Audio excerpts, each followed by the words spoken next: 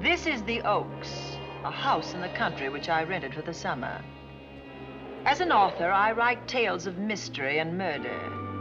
But the things that happened in this house were far more fantastic than any story I've ever had published. I brought a staff of servants from my city apartment, and my maid Lizzie Allen, who had been with me nearly 20 years. Lizzie? Yes, Miss Cornelia. Is the car ready? It's at the door.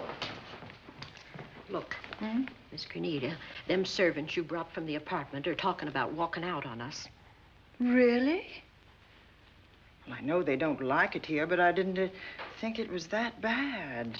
Well, they've been hearing things about the killer that the police call the Bat and the murders that he committed here this past winter. Now people are saying that he's back again. Well, how can they be sure of that?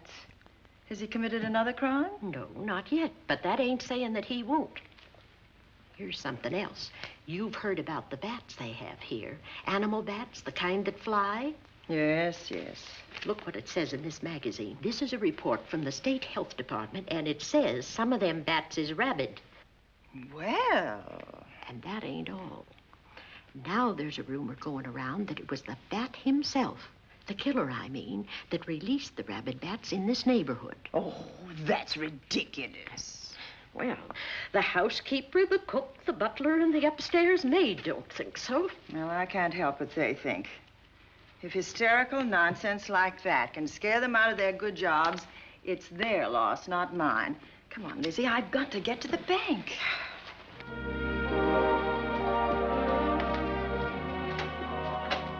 Drive directly to Zenith Bank, Warner. I'm afraid we'll have to hurry. It's near closing time. I'll get you there, Miss Van Gorder.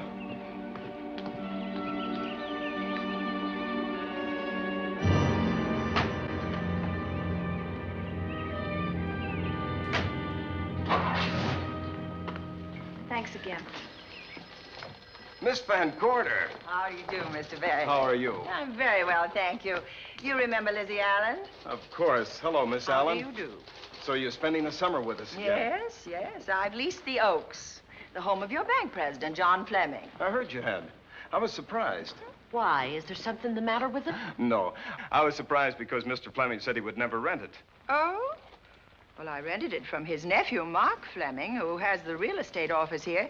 He said his uncle would be gone the entire summer. Well, that's right.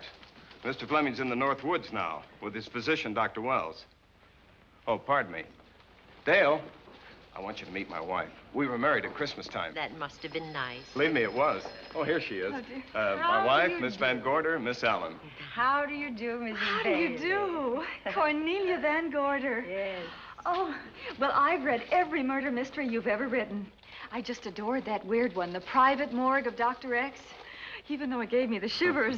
Only the shivers? Scared hell out of me. Oh. Well, I really mean that Miss Corney killed them off in that one. When you refer to my books, please don't call me Miss Corney. Pardon me, Mr. Bailey. Mr. Hines is here to see you. Oh, yes. Excuse me, please. Don't be strangers now. No, Oh, no, I we should won't. say not. Oh, so you're a bride. Well, not quite. Not since Christmas. You know, I'm sure I've seen you. Well, I used to be my husband's secretary here in the bank. Of course I remember. May I welcome our most distinguished visitor back to Zenith? Oh, that's very charming, but, Lieutenant Anderson. Lieutenant Anderson, of course. Chief of Detectives of the Zenith Police Department. This is Miss Allen. Miss Allen? How do you do? Lieutenant Anderson is one of our favorite citizens. He's on the bank's board of directors. Not bad for a policeman. You must have made a good thing of it. Well, I saved my money, if that's what you mean. It's near closing time, and I've got some business in the safe deposit vault. Please come and see me, Mrs. Bailey. Oh, I'd love to. And you, Lieutenant. Thank you. Goodbye. Goodbye. Nice to meet you. My, what a charming woman. She moved into the Oaks just the other day. That house is a proper setting for a writer of mysteries. Oh, it certainly is. Vic, what's the matter? Come in here, both of you.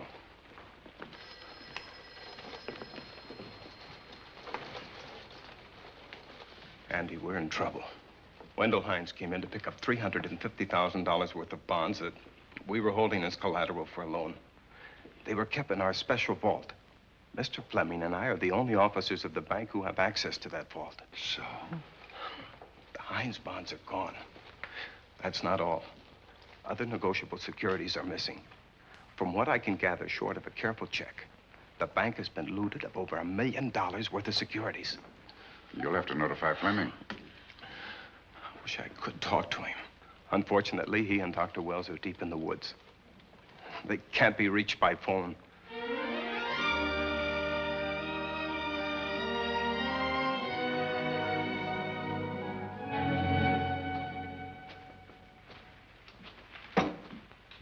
What is it?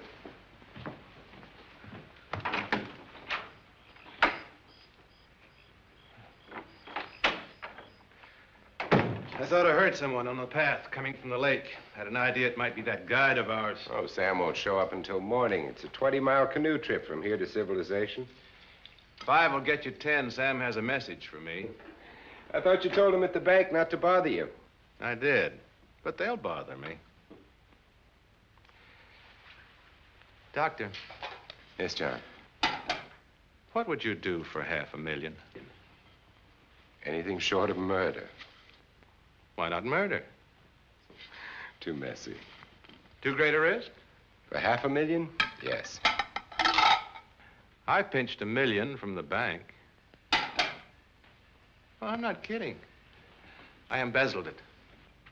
Not that I think you wouldn't do it if you thought you could get away with it. I got away with it.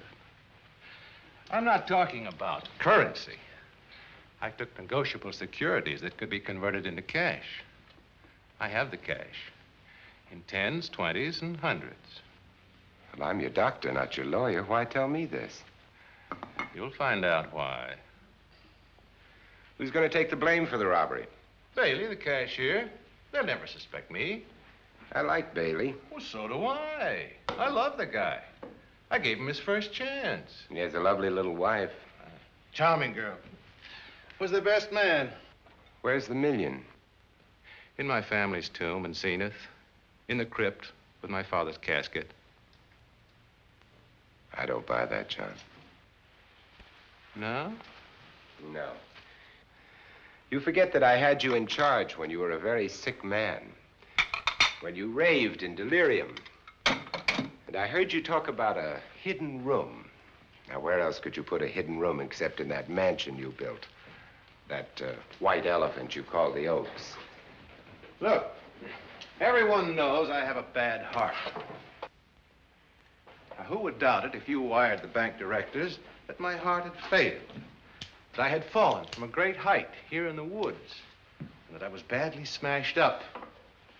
You could ship the body back for burial and instruct them not to open the casket due to the condition of its contents.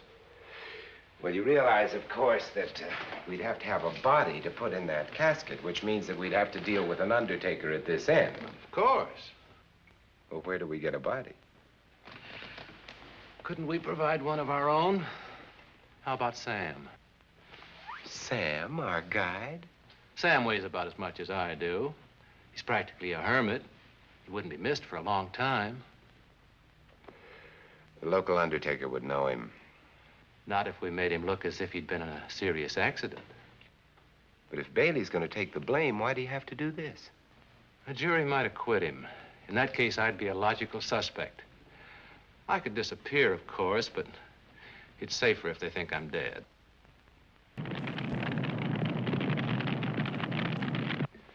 What if I don't go for this deal? In that case, it would be too bad.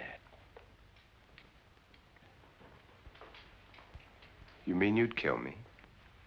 What else could I do? Now that I've told you about the $1 million, I'd say you were shot in a hunting accident. Now, look, Doctor, if you can find another body instead of Sam's, it's all right with me. There's $500,000 in it for you. I'll do my best. I smell smoke. So do I. What's that noise? Look, Doctor, the woods are on fire. It's coming this way. We've got to get out of here. Out the back way. We will. As soon as I provide that body we were talking about.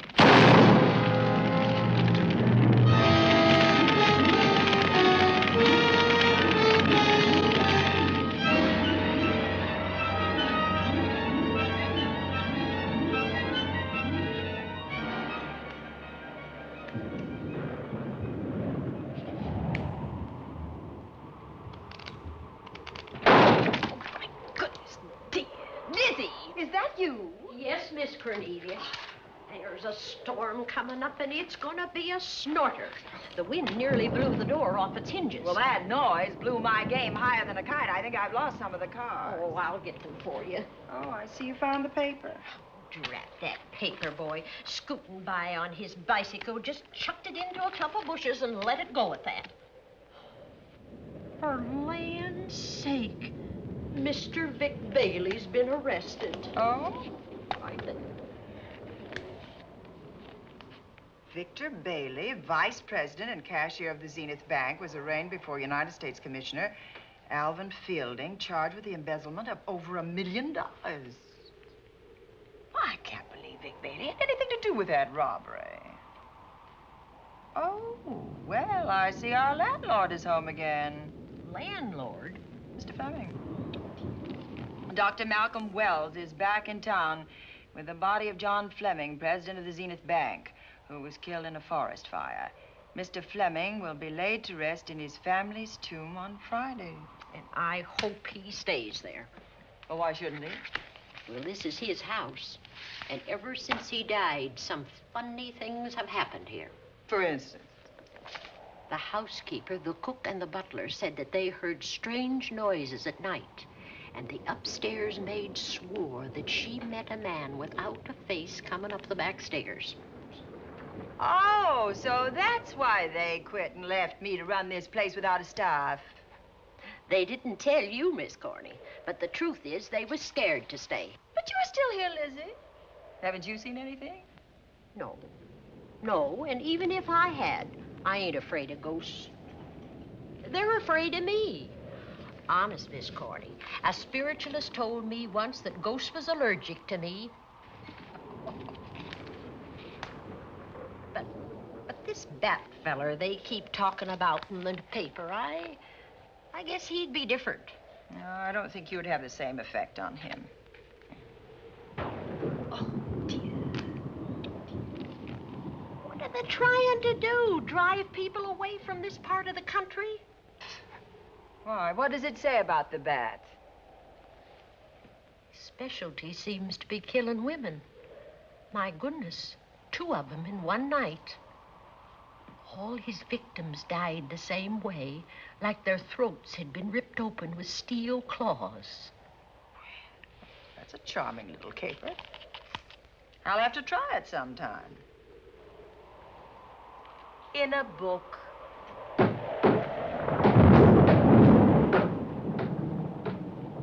That ain't nothing, just something bumping against the house.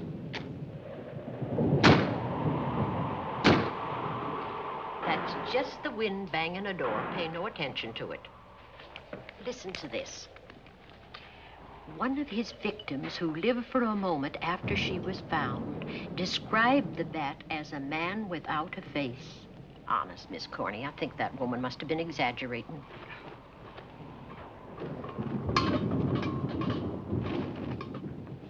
That's just that heavy tapestry at the top of the stairs. I know. I've heard it before on a windy night.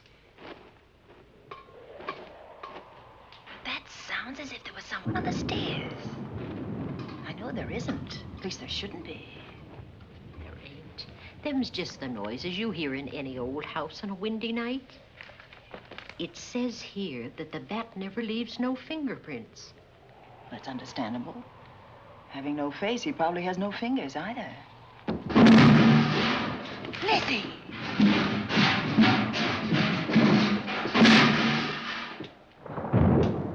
And that, I suppose, is the cat dropping its dentures. No, I don't think so. But I think it's something should be looked into.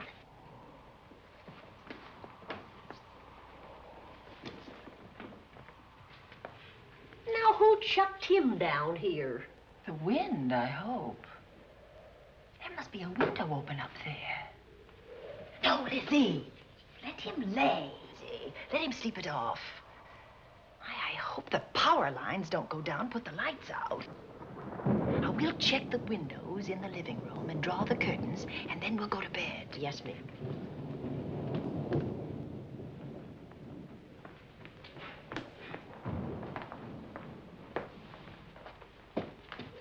I won't be a minute.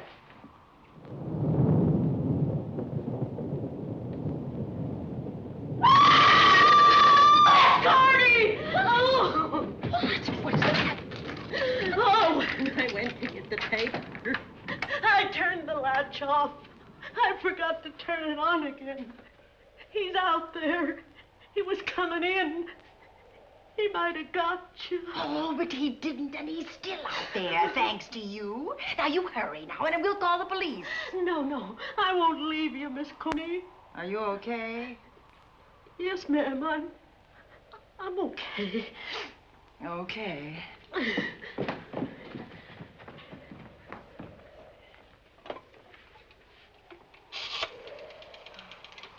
Operator? Give me the police department, please. Zenith Police Department. This is Cornelia Van Gorder. I'm living at the Oaks. We know about that, Miss Van Gorder. Just a moment ago, a man tried to force his way into this house. You're not alone there, are you? What about your servants? Well, I have none except my chauffeur, and he's away. He won't be back until the morning. Now, there's only 2 of us here tonight, and we're going to lock ourselves in my room. Now, if any of your men see anything, will you have them call me? I'll send officers over there right away. Oh, thank you very much. Come on, Lizzie. We're going to sleep in my room.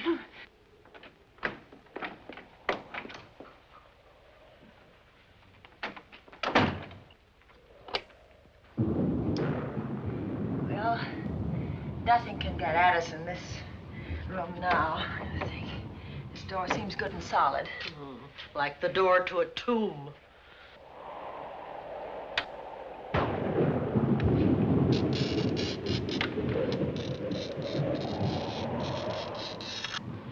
I think that couch will be comfortable. There's some extra bedding, you know, in Yes, the closet. ma'am. Let's see now.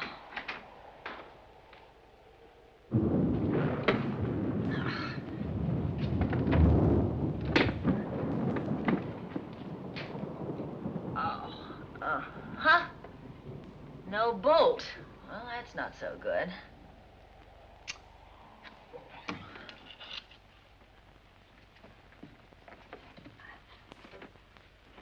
What's that for? That, my good woman, is a booby trap. If anybody tries to open this transom, this will be knocked off, and we'll hear it fall.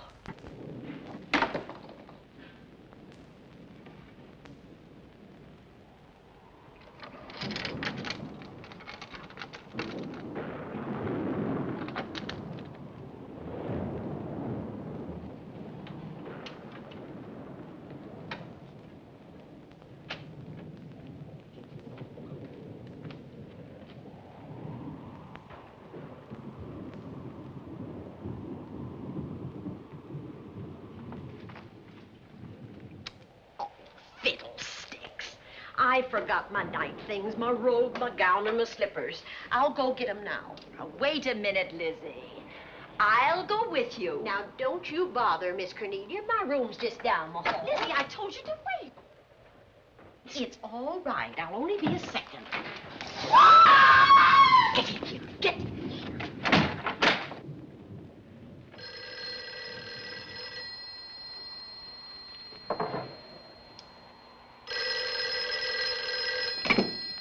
Yes? Miss Van Gorder? Yes? Zenith Police Department. There's a police car just outside your house, and the officers in it have reported that there's no sign of a prowler anywhere on the grounds. Well, the man's inside now. He's in the hall, just outside my bedroom. Have your men break through the kitchen door and search this place from top to bottom. Okay, Miss Van Gorder. Sit tight. I will. I have a gun, and I know how to use it.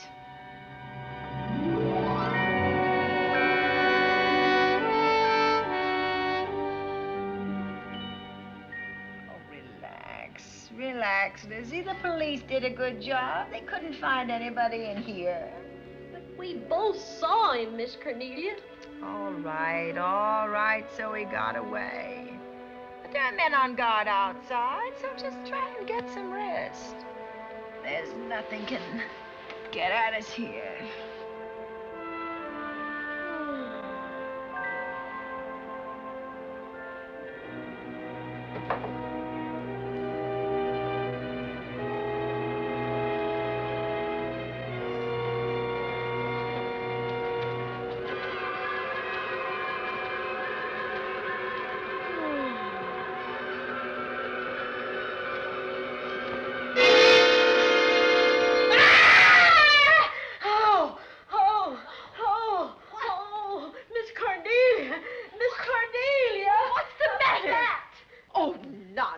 You've had a nightmare. Maybe I did. But there was a bat in it, and it bit me. What? It flew in that closet. Oh, good gracious, Lizzie, you're right. Oh.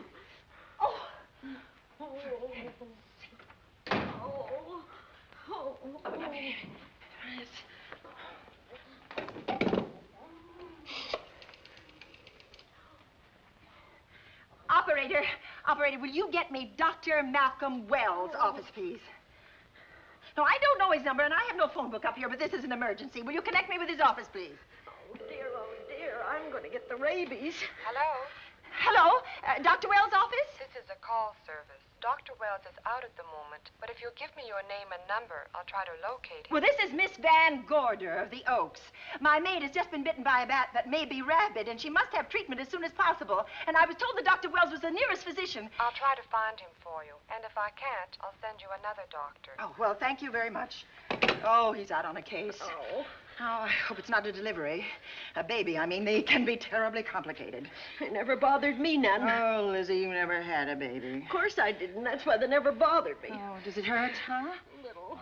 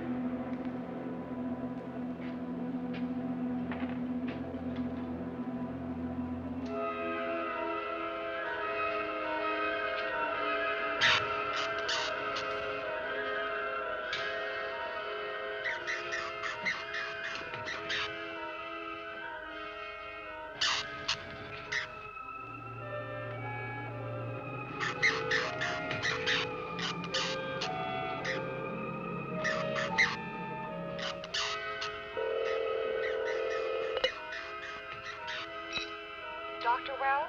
Are you there, Dr. Wells? Are you there, Dr. Wells? This is the operator. Your call service is on the wire. It's an emergency. This is Dr. Wells. This is your call service, Doctor. Oh, hello. I was just doing an experiment. I left the receiver off.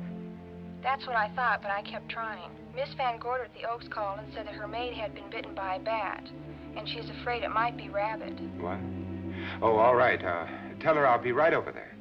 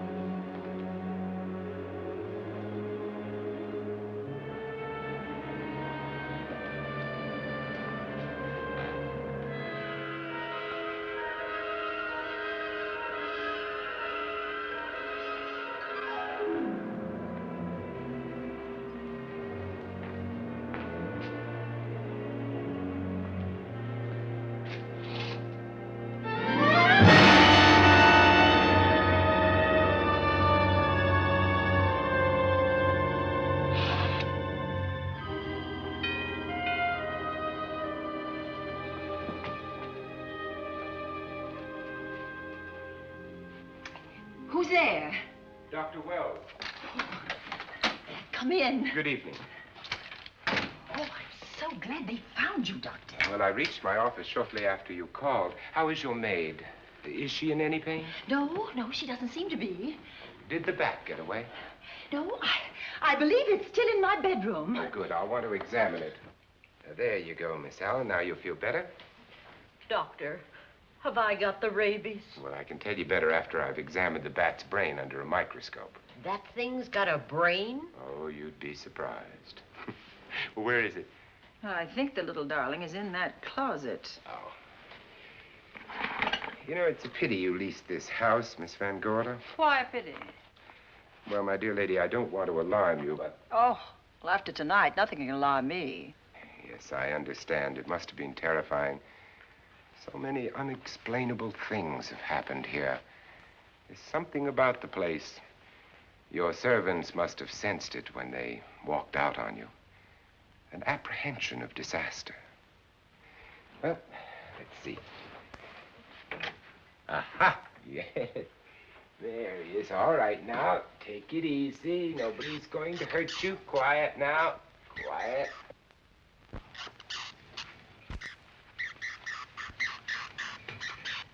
He looks quite normal. Doesn't seem to be sick at all.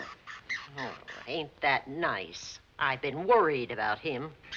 Well, you should be. From his appearance, I'd say that he doesn't have any infection.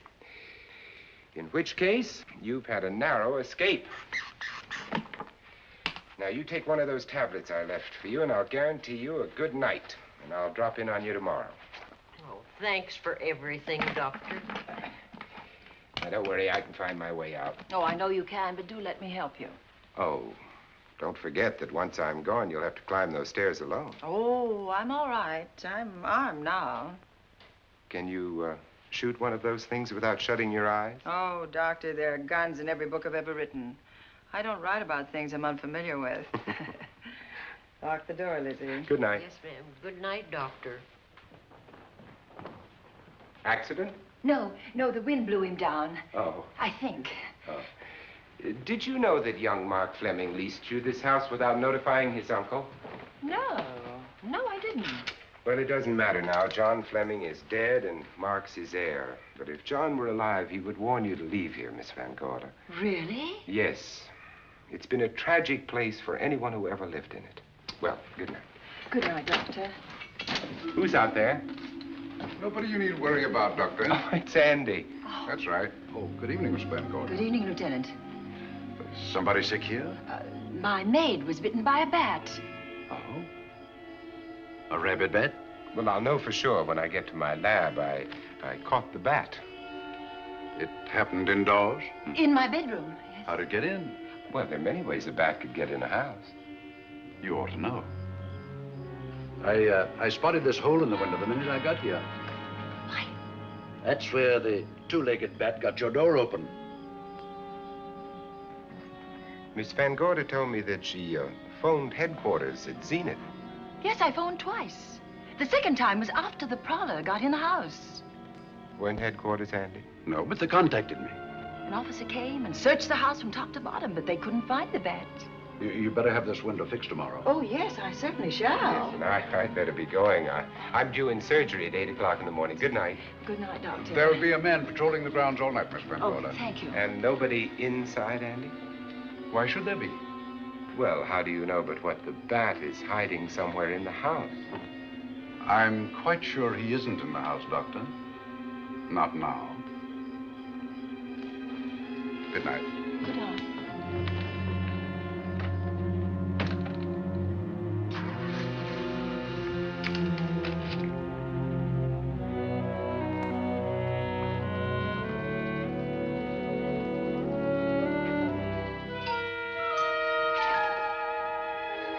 Hi, Andy.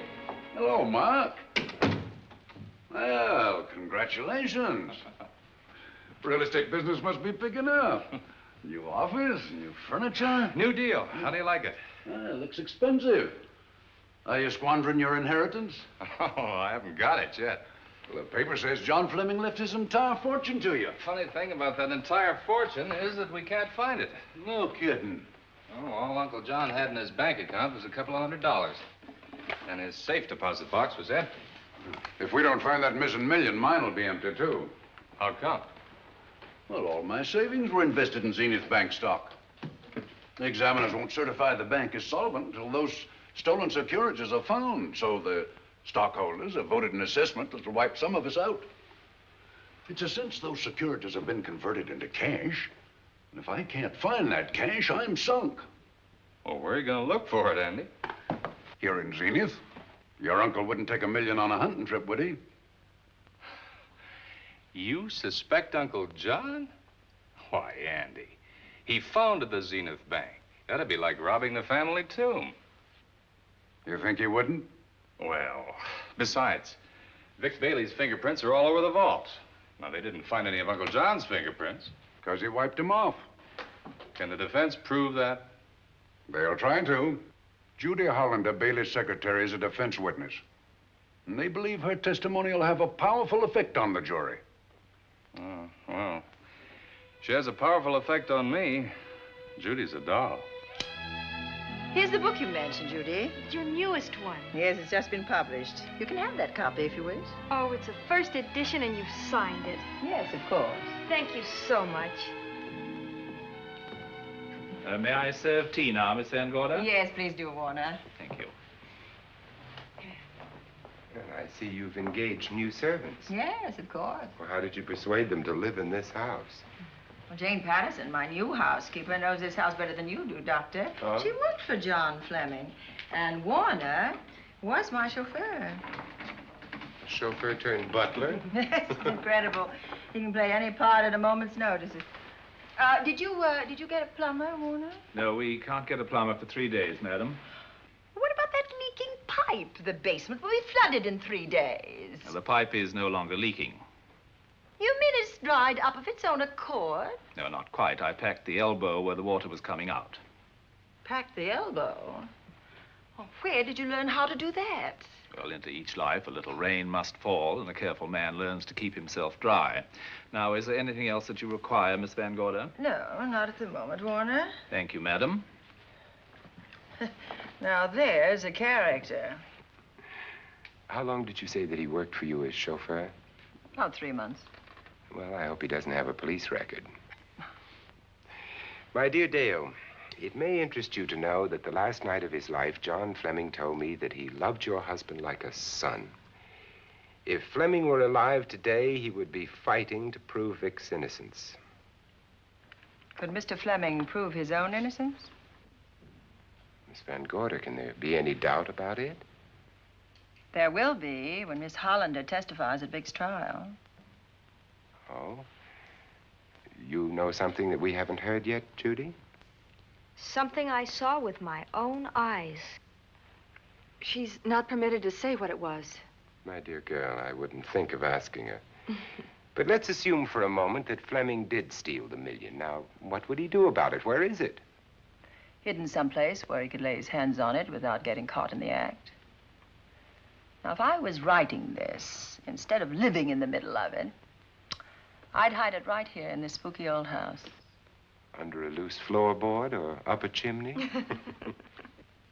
If Mr. Fleming had the nerve to steal $1 million, he'd make his plans well in advance.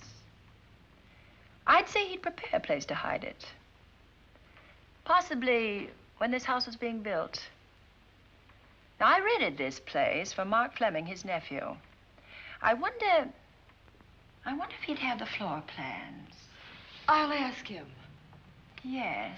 Lizzie, will you bring Mrs. Bailey the phone? Oh, you ask him now. Okay. His number is Summit 7537. Oh, thank you, Lizzie. Summit 7537.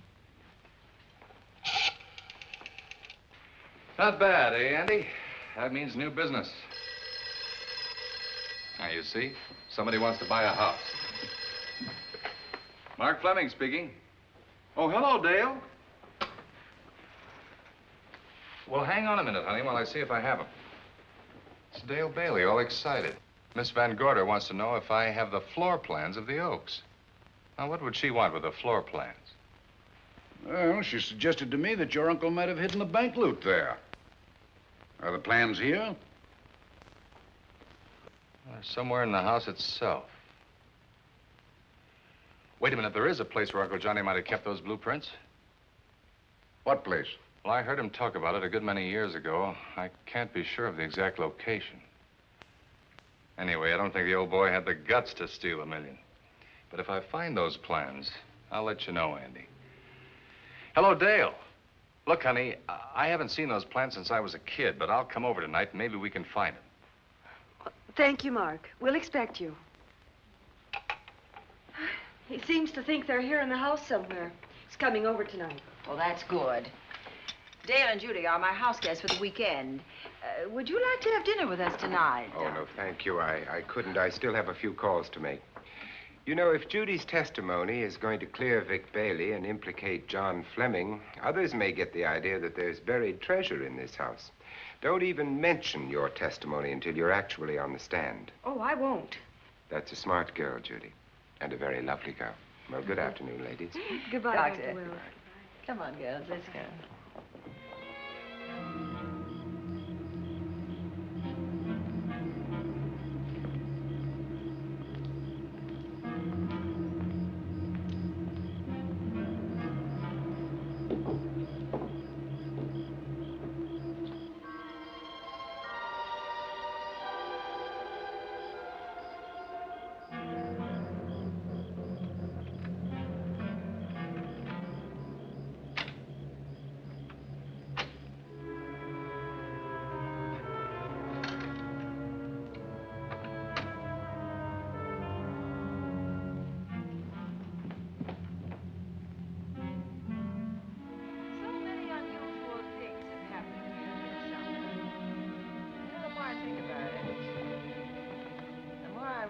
I should be putting them down on paper.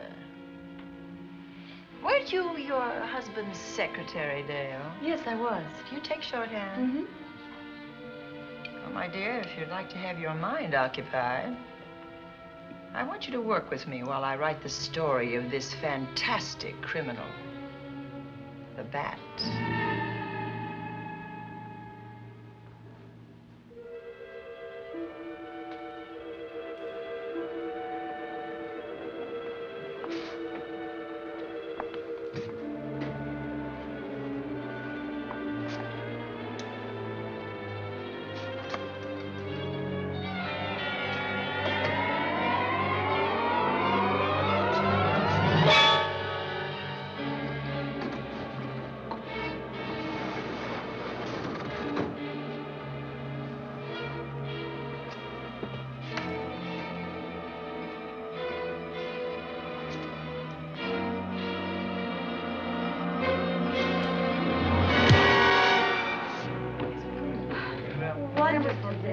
Thank you. It's really nice. A good dinner, Lizzie. As usual. Wonderful. Oh, what a lovely piece of silver. It's an original, isn't it? Yes, they still use them in England for buffet breakfasts. Some hot water in the bottom. You should keep as hot your sausages and your scrambled eggs. Interesting. It's very useful. Really nice.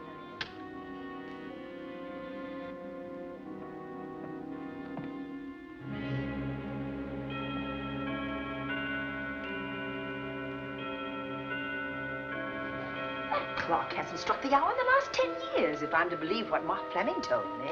Why is it angled away from the wall like that? I don't know. Somebody must have moved it. Lizzie, very likely when she was dusting. Wait a minute. Did you know there's a door in this paneling? No, I didn't. Oh, my gracious, so there is. Maybe it opens to a secret passage. Well, certainly to a secret something. Who knows, girls? We'll be about to stumble on that missing million. Oh, this is... Oh. There's a panel. There must be some gimmick to it. There always is. Yes, it moves. It moves. It moves. Oh.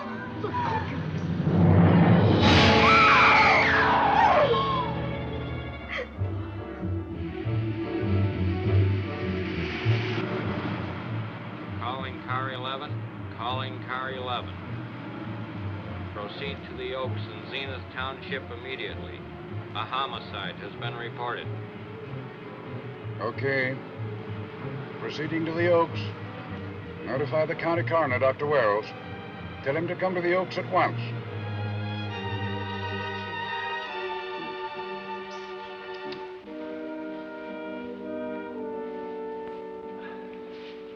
Horrible. As if his throat has been torn by some creature with fangs or claws. That's his sign. We found it on the others he killed.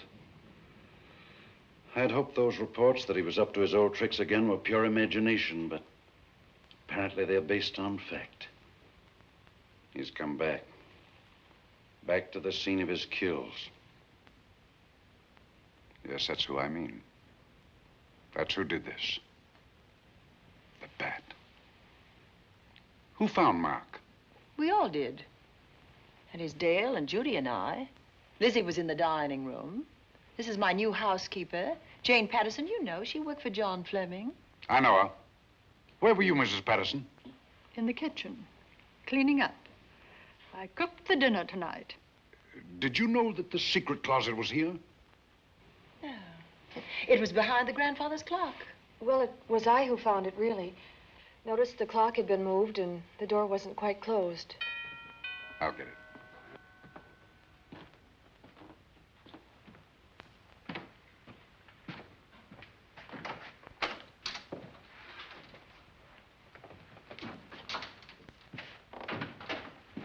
Who is it?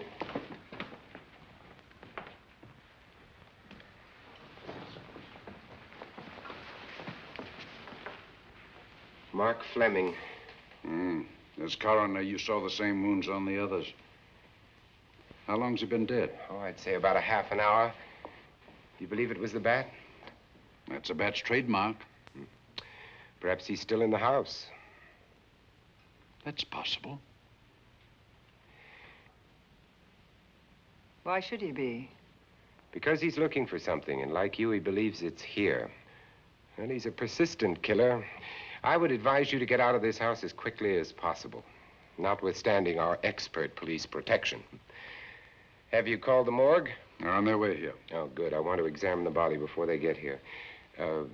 May we take it into another room? Yes, to the sunroom in the back. Thank you. Give me a hand. Excuse me.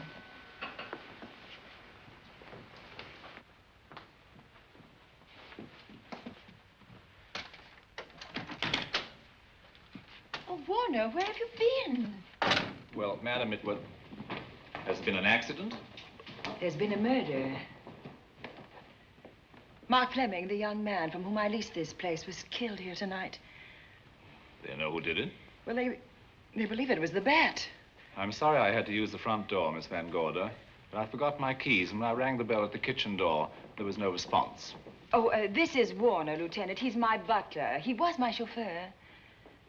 Why'd you promote him? Well, it's very difficult to find a butler. They don't like service in the country. Have you been a butler before? I've served in many capacities, sir, but this was my night off, and I forgot my keys. I heard that part. What time did you leave the house tonight? Oh, about 6:30. I had dinner at Wiley's Roadhouse. Can you prove where you spent the rest of the evening? I can try. Try hard. And don't leave the house. I'll get to you later. Very good, sir. I shall be in my room, Miss Van Gorder, if you need me. Yes, Warner. Surely you don't think he's...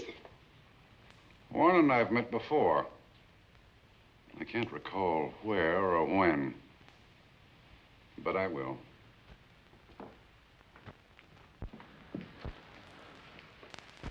There'll be a crew here shortly from headquarters, dusting for fingerprints, taking photographs. But in the meantime, Mrs. Patterson, you aren't leaving the house tonight, are you? No, Lieutenant. Don't. I'll talk to you in the morning. Good night. Good night, sir. Good night, Miss Van Gorder. Dale, I was with Mark Fleming this afternoon when you talked to him about the floor plans of this house. I heard him tell you he was coming here tonight. Dale called him at my request. She told me he was coming. Who else heard her tell you that? Judy, Lizzie. And that nice Dr. Wells. Dr. Wells. There are a few killers who kill for the fun of it. The bat very likely is a mental case, and I'm convinced that his crimes are motivated by his mania for personal gain. There's $1 million at large, and he's going to keep on hunting for it until he lays his hands on it. Now, these young ladies are staying here tonight? Yes, they're my house guests. Well, when my crew arrives, we'll be busy for a while, so I'd suggest that That we go to our rooms? That's a very good idea. Come on, girls. What about a police guard for this house tonight, Lieutenant? You've got one. I'm going to cover this place tonight from the attic to the basement. If the vet makes another call, I'll have a little surprise for him. Who is he? Have you any idea?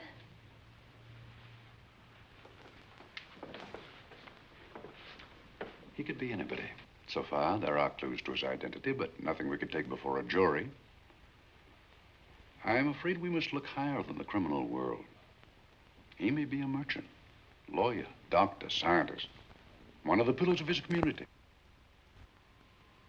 Ladies, lock your doors tonight. Stay behind them. I promise you you'll be safe. Good night. Good night, Lieutenant. Good night.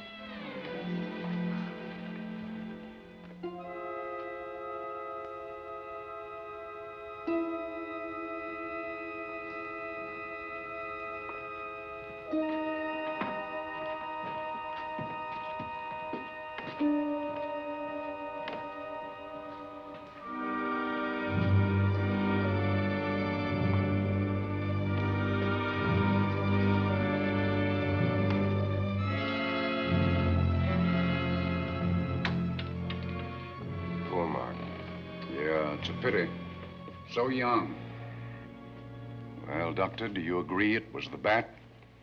In my report, I shall say the death was caused by the same technique used in the other killings. A paralyzing blow to the throat, followed by severe lacerations of the jugular, resulting in excessive hemorrhage. In a layman's language, he didn't know what hit him. Oh, he knew. But he didn't have time to think about it.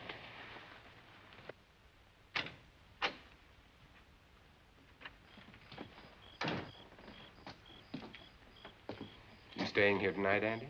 Well, until I check the doors and windows, but I'll be back bright and early in the morning. Neither snow, nor rain, nor heat, nor gloom of night stays these couriers from the swift completion of their appointed rounds. A lot of people are due for a shock when I close this case. Yes, I'm sure they are. Good night, Andy. Don't get hurt. Good night, Doctor.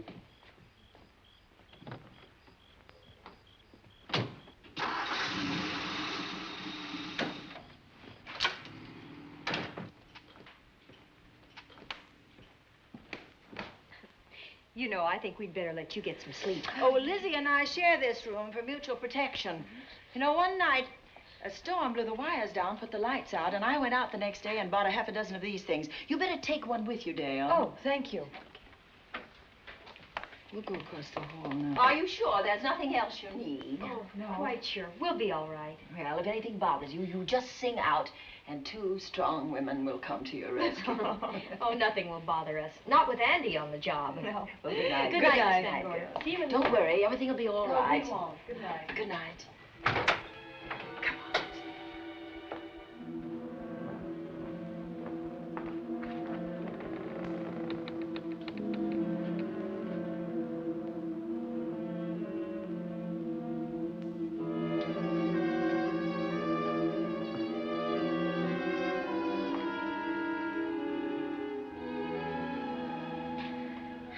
I don't think I'll sleep tonight. Me neither. All I can see is poor Mark Fleming staring at us. I thought that when people died, their eyes closed, as in sleep. Don't think about it. I'll bet you're thinking about it. No, I was thinking of my poor husband sleeping in jail tonight. Oh, Judy, I love him so much.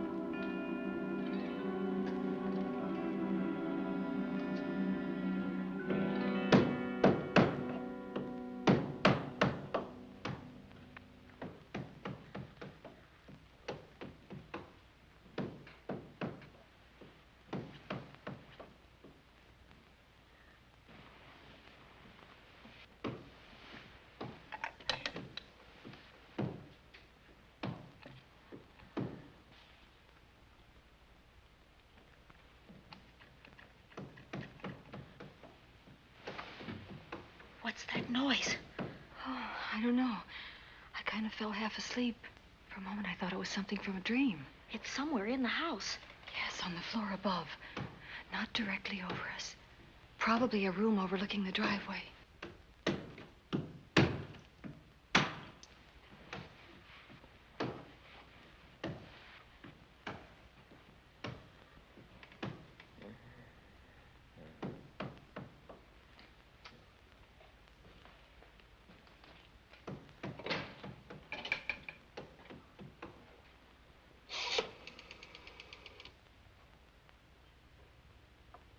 Should we call Miss Van Gorder? She'll hear it. How can she help but hear it? Oh, besides, we don't want her to think we're a couple of hysterical women. Oh, I'm about to become one. Oh, I dear. had it for one night. Dale, you're not going out in that hall. I want to know what's happening up there. But Lieutenant Anderson said if we stayed behind our locked doors, we'd be safe. Vic isn't safe locked up in that jail. Oh, but... Suppose that stolen money is in this house. Mark Fleming seemed to think it was. Maybe that's what somebody's looking for.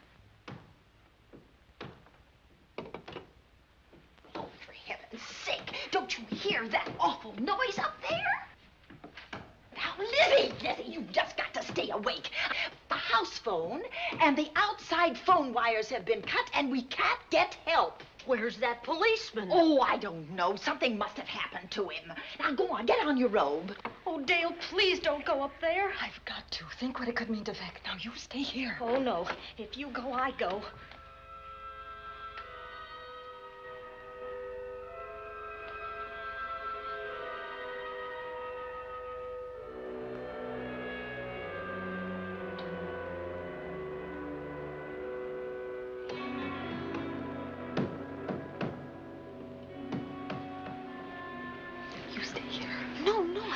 Go up there alone. You wait here. I'm going to see what it is. Oh, please let me go with you, Judy, Dale. Will you warn me if anyone comes? I'll only be a moment. Now, wait.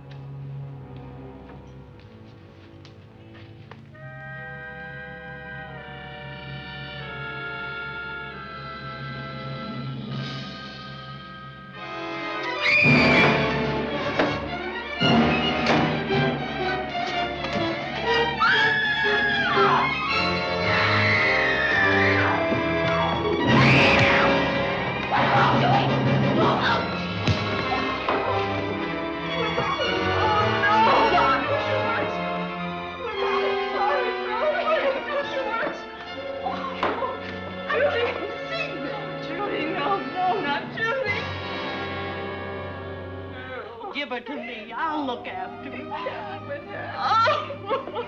Poor baby.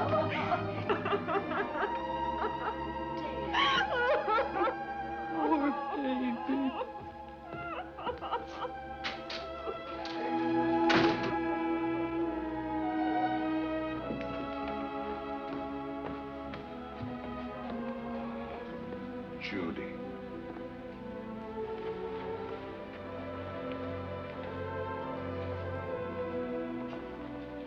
The bat. Yes, the bat. He caught her at the head of the stairs.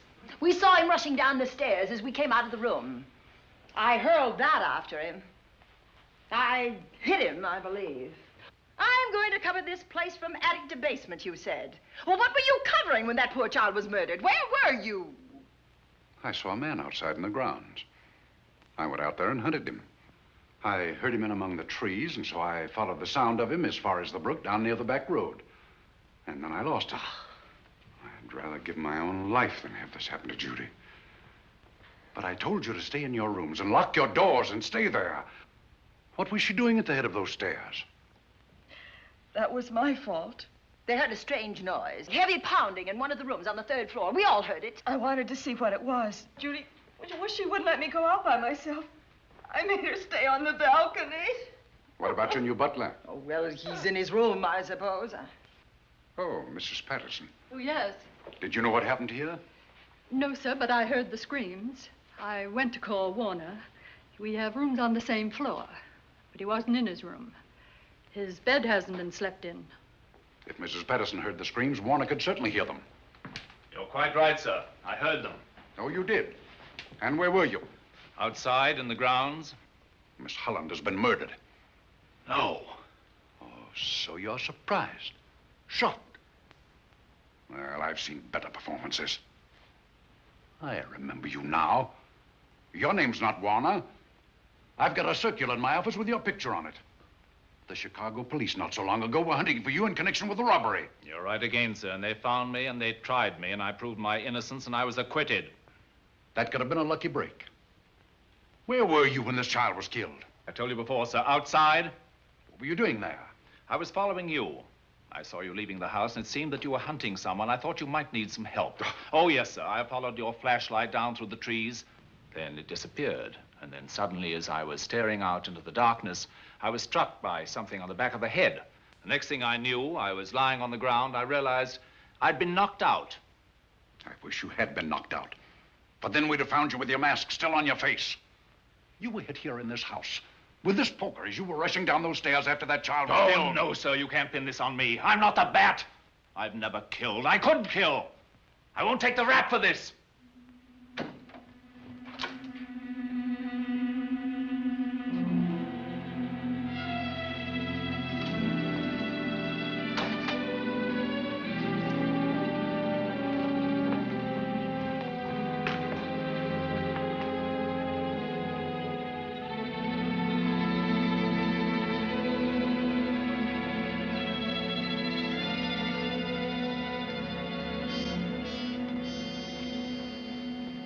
Doctor.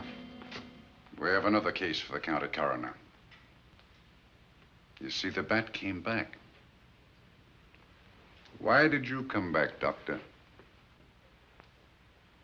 Well, I had an accident about a mile down the road. The right rear wheel of my car came off, and I plunged into the ditch. This was the nearest house, so I came here to call for help.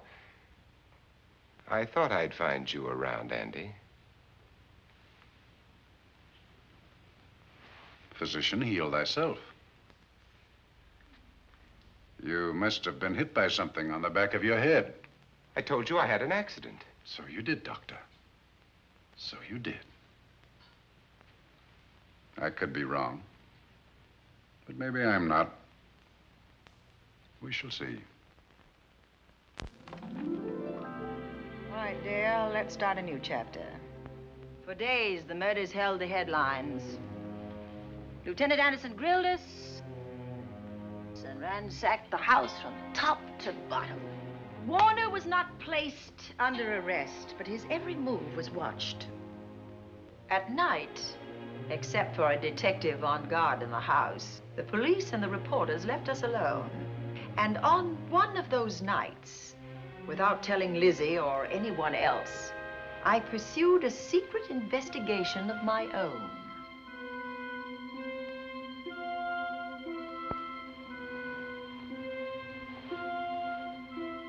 It was in an empty room on the 3rd floor where we kept our trunks and other things.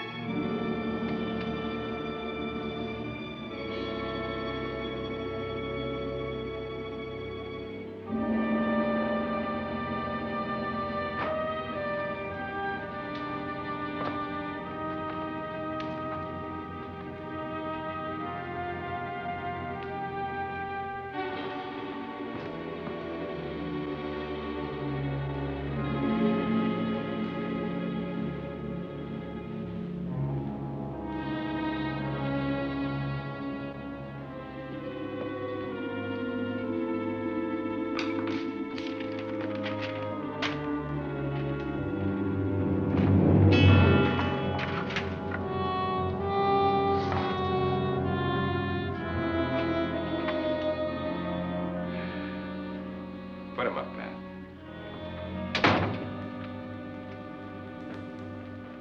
It's a bright idea to kill me in my own lab and let people think that I'm the bat. But you had to kill me first. What was it to be, ambush? And clever as you are, you're not smart enough to do that. Nor were you smart enough to find the money, though you came quite close to it.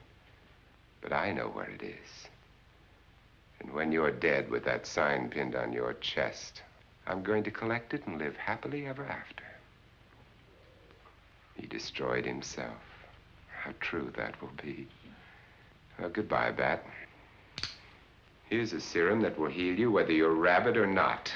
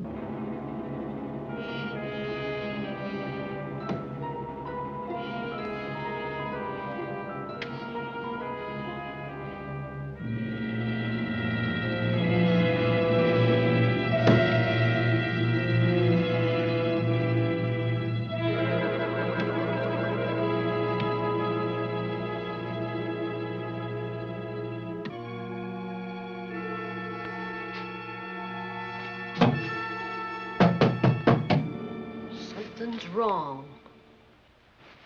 Something's wrong.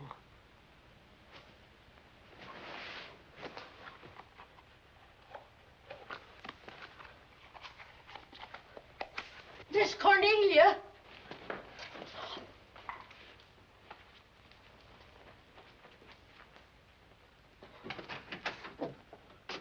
Miss Cornelia.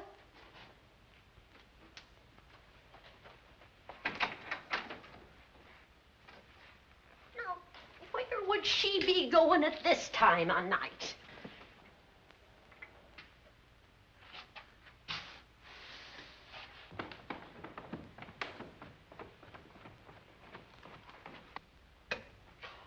Well, land's sake.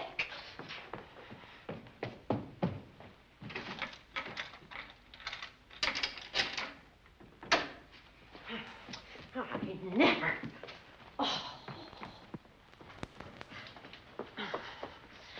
Mr. Davenport. Mr. Davenport. Oh, a fine thing. The door unbolted, the chain off, and you asleep on the job. Wait till Lieutenant Anderson hears about this. Come on, wake up. What's the matter with you? I don't know. My head hurts. My whole body's numb. Here, take a sip of this. Try to snap out of it. I'll be back in a minute.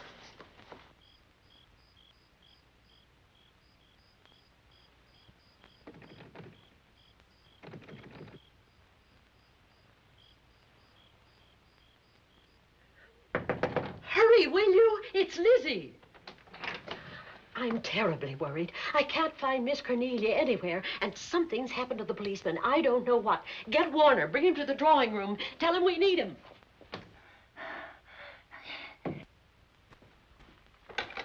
Are you all right now? Yeah, I'll be all right in a minute. I remember now. I took a drink of wine from that decanter there. Miss Van Gorder told me to help myself. She wouldn't put nothing in it? Well, somebody did. Somebody who knew I was on duty here. Then it was somebody that got Miss Van Gorder. I can't find her anywhere. Upstairs, downstairs, or in the basement. I told the housekeeper to get Warner. Lieutenant Anderson will want to know about this. Hello. Yeah, this is Davenport at the Oaks. We've got trouble here. Well, for one thing, I was drugged. Yeah. But I must have been knocked out because the maid tells me Miss Van Gorder is missing. Well, you better call Anderson and let him know. He's not at home. Well, where is he? Out on a case? What case? Dr. Wells. What else did they tell you about it? Oh, hurry, will you? We've got to find Miss Cornelia. Okay. Lieutenant Anderson is out on a case. Dr. Wells was found dead in a room next to his garage, murdered. Dr. Wells? There's something queer about the killing of Wells, but headquarters won't talk about it. Lizzie, Warner isn't in his room. There's no sign of him anywhere. And I was supposed to keep an eye on that guy.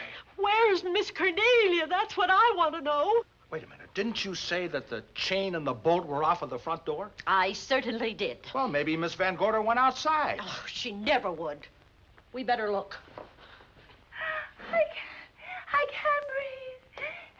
There's no air.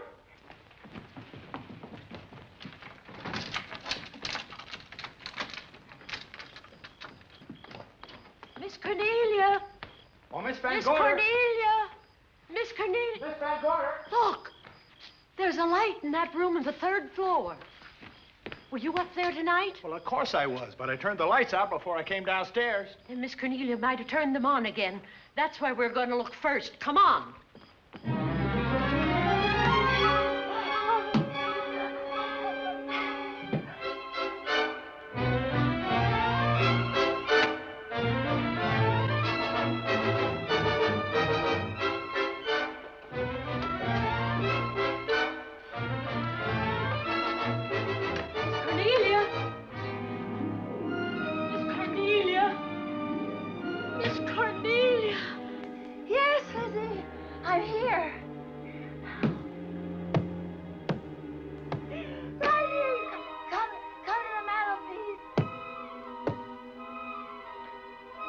Here we are, Miss Van Gorder. What do we do now? Over the mantel, there are 5 panels. Strike it with your hand.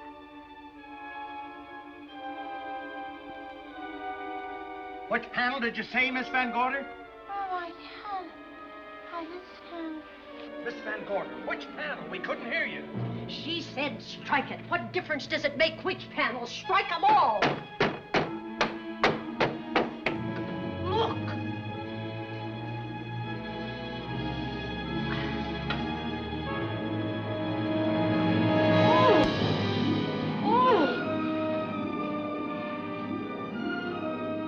Oh, it's all right now. It's all right, dear. Lizzie's here.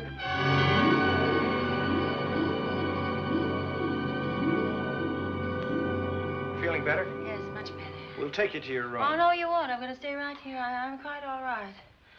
Oh, how blessed it is to breathe without an effort. You know, no one knows how sweet the air can taste until someone shuts it off for a moment. That room is just like a box. When the mantelpiece closed, it seemed like all the air was drawn out of it. Look, there it goes again! Let it close. I can open it from in here. There's a control panel behind this blueprint. Electric motor under the trap door here. Once the door is open, you can keep it that way. I believe that the fireplace in this other room opens the same way. And it does. I tried to find this, but I couldn't find it. Yeah, it was back at this blueprint here. Well, it's quite a setup. Too bad we can't open that safe in the same way. Take an expert to crack this box or a shot of nitro. Oh, maybe that's what the bat had in mind. Could be. Seems he's on the prowl tonight. Miss Van Gorder, Warner has disappeared. And Dr. Wells has been murdered. Dr. Wells? Lieutenant Anderson's on that case right now. Well, does he know what happened here tonight? They got word to him. He'll be here any minute.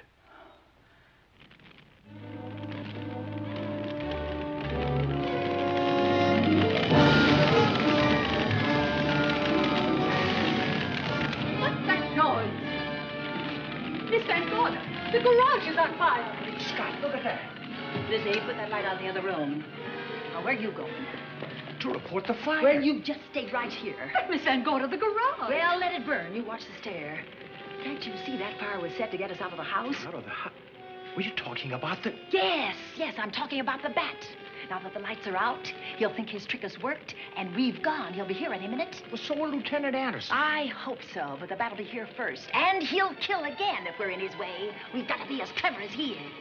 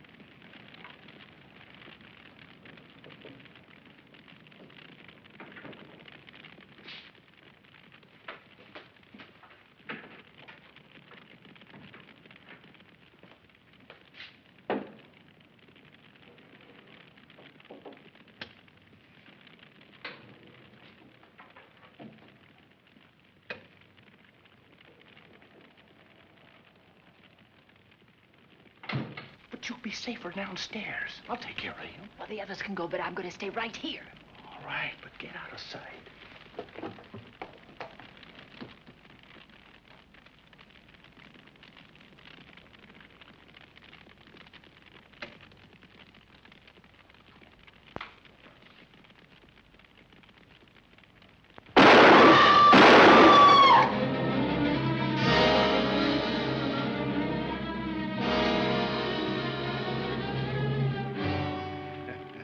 Let's face it, ladies, and get it over with. Others have seen my face before they died, but I'll have to deny you that pleasure. This would make a good scene for your book, Miss Van Gorder, but I'm afraid you'll never write it.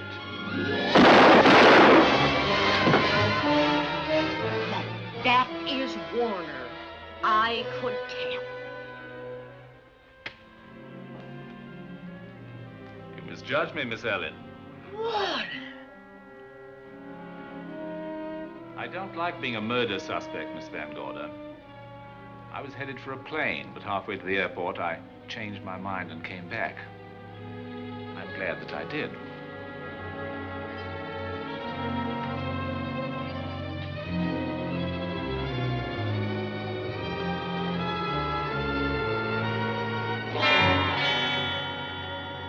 Why, it's Lieutenant Anderson.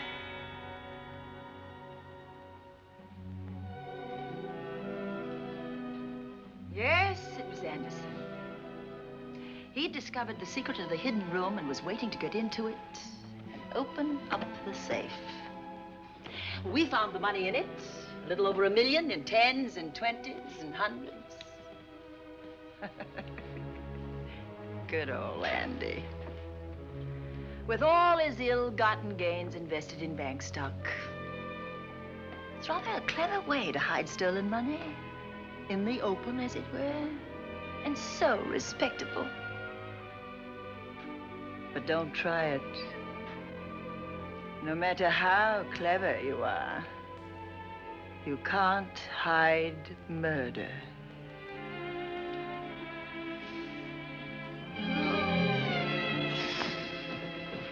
Well, that's it, Dale. That's the end.